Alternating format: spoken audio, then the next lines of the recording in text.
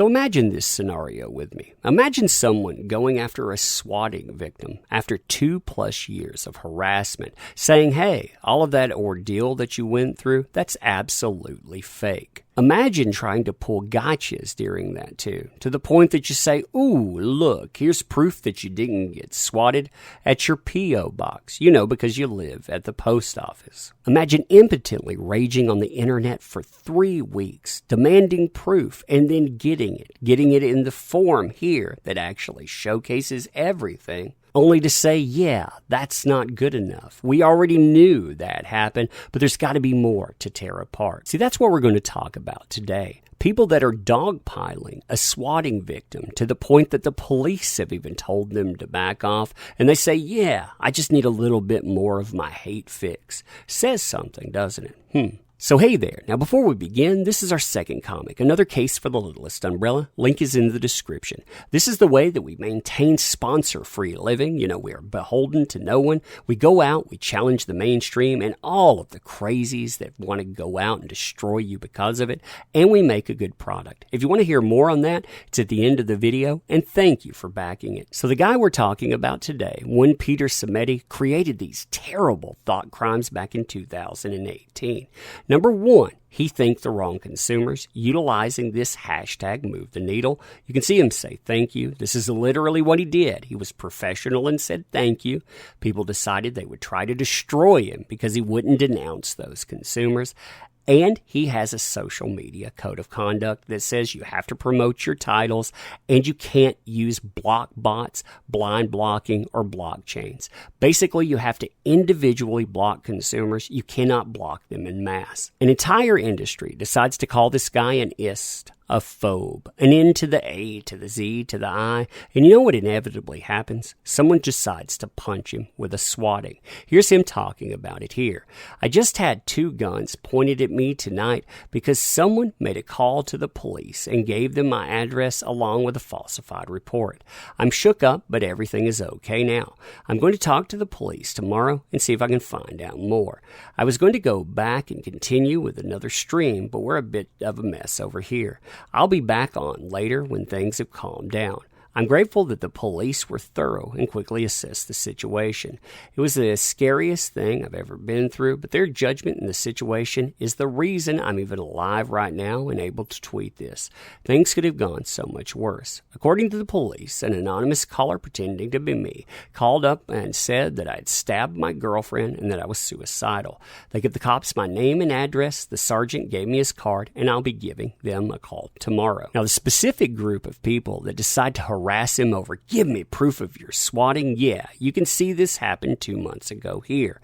Why? Because this guy has the audacity to go in and to talk to one Ethan Van Sciver, and he goes from someone that they say, hey, is a decent professional, to he's got victimhood 101, to the guy that's going out and saying you're faking it. Yeah, he's supposedly threatening that guy, to he made up the swatting, and the scandal deepens. Dun-ta-dun. You see a trend here, don't you? See, I keep envisioning this scenario where I'm Peter Samedi. I've been swatted, and for 15 months, I know that the person that did it, they haven't been brought to justice. Then I find people that are telling me that I have to prove myself out there, and if I don't prove it, they're going to destroy my reputation. They're going to try to destroy my business. Yeah, that's a beautiful place to be, isn't it? You can see this pile on by specific folks. And the thing about this, too, is that some of the people that are involved in this mess, yeah, those people, they also represent their own comic commodities. So looking through this timeline, I mean, it's a testament to this. It's a testament to the crazy, to the depravity within it. And it's also a testament to people actually endorsing someone. But what you see through this are so many gotcha attempts, like that's too bad that you think lying about your local police is nonsense. How can you explain why the call isn't logged on your local Facebook page like all the other police calls? Suicide, murder, swatting attempts would have been big news. You know, again, telling you, you got to prove yourself. You better do this. We're going to wreck you no matter what. This person even pulls duplicitous things like this, saying, look at this letter I got. It says that the guy wasn't swatted. The only problem with that is that's attached to a P.O. box. And this guy, he should know better because he receives this letter at a P.O. box himself. Yeah, he's not living at the post office. So why do you think someone else would be living there too?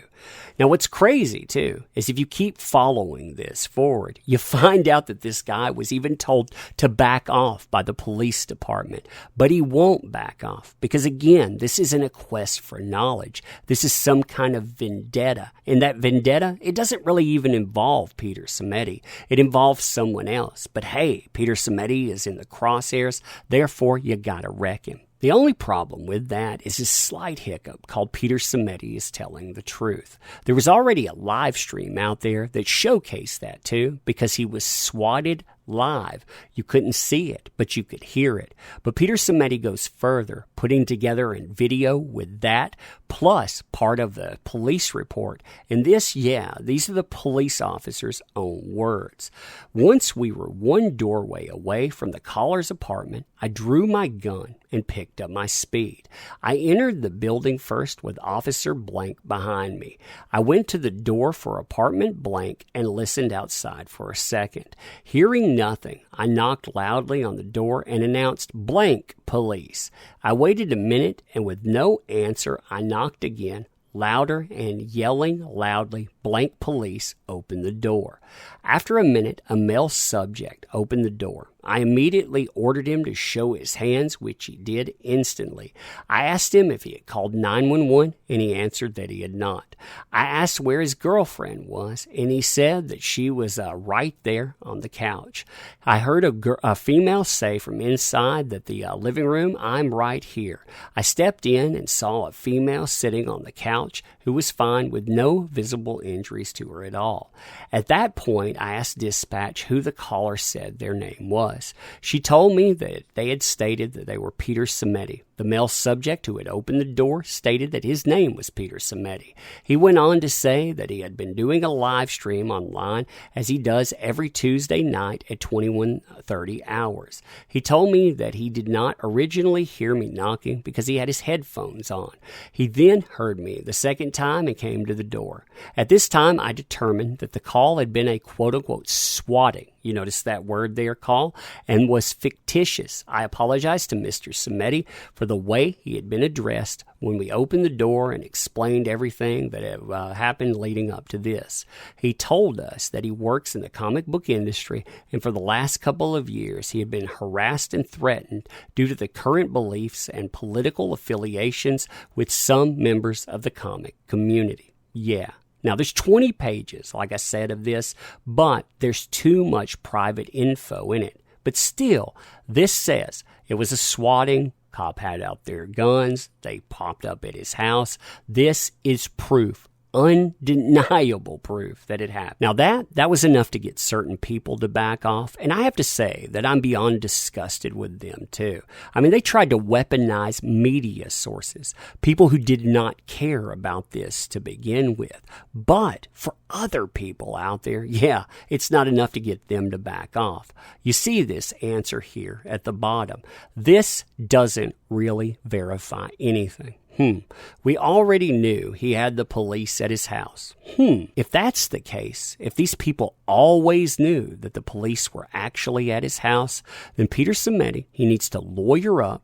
He needs to take these people to task, and he needs to take every single penny from them because they tried to destroy his reputation. And you know what? They probably cost him business.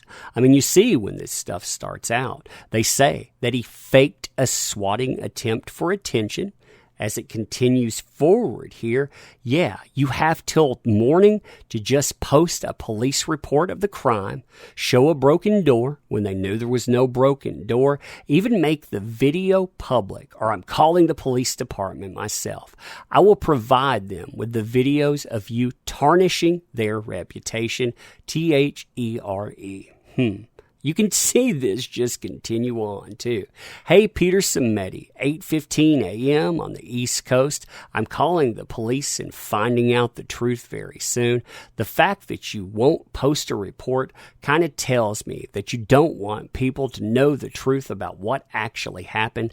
Coming clean without me exposing it is better. These people, again, they went out to try to harm him to the point that he called the police for protection, knowing that he's been swatted before, that no one was ever brought in, fearing for his safety. And these people, they ignored it and kept on going. And they're saying they're going to keep on going still.